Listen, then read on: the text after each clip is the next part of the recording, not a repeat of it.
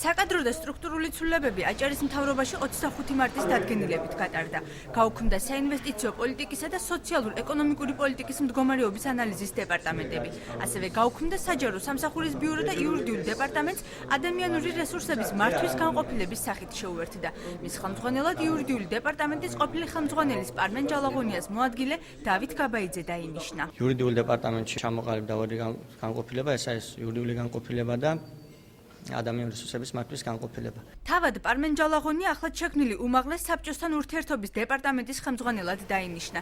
იგი კომენტარებს მომდევნო შეხვედრებზე დაგვირდა. სანაცვლოდ განმარტებები უმაღლეს საბჭოში გაკეთდა, აღმოჩნდა, რომ კომუნიკაციის პრობლემა აქ დგას. ავთანდილ ბერიძე ახალ სტრუქტურულ ერთეულს თანამშრომლობის ხიდს უწოდებს. რადგან საკანონმდებლო პროცესში ერთ-ერთი ძირითადი მოთამაშე არის აჭარის მთავრობა, რომელსაც შემოაქვს კანონპროექტები.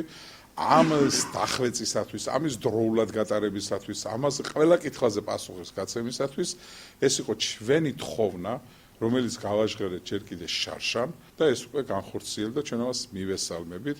ეს არის კიდევ ერთი ხიდი თანამშრომლობისა. აღმოფხვის იმ ხარვეზებს და პრობლემებს, რაც იყო დაკავშირებით ჩვენსა და მათ შორის კომუნიკაციის, კომუნიკაცია იმდენად და რამდენად სხვა თანხმედრისა. რა თქმა უნდა, ეს შეუწყობს ხელს, რომ ჩვენ უფრო მობილურად და უფრო ეფექტურად ვიმუშავებთ. საინვესტიციო პოლიტიკისა და სოციალურ-ეკონომიკური პოლიტიკის მდგომარეობის ანალიზის დეპარტამენტის უფროსი კობაჩხეიძე არჩილ ხაბაძის მრჩეველი გახდა. ჩვენთან არსებული რამოდენიმე რგოლი იყო დუბლირებული სხვადასხვა უწყების, ამ შემთხვევაში ჯანდაცვის სამინისტროსთან, იგივე ეკონომიკის სამინისტროსთან და ამიტომ იქნა მიღებული ჩემი აზრით ძალიან სწორი გადაწყვეტილება, რომ დეპარტამენტი გაუქმდა. მთავრობის თავმჯდომარე განხორციელებულ რეფორმებს ასე ასაბუთებს. ოპტიმიზაცია იყო გამოწვეული არსებული სიტუაციისთან გამომდინარე სუსტი რგოლების შემცირებით და გაძლიერებით იმ მიმართულების, რომელიც ალბათ ყველაზე აჭარის რეგიონისთვის 13-ში უფრო პრიორიტეტული იყო და 14-ში იქნება კიდევ პრიორიტეტული.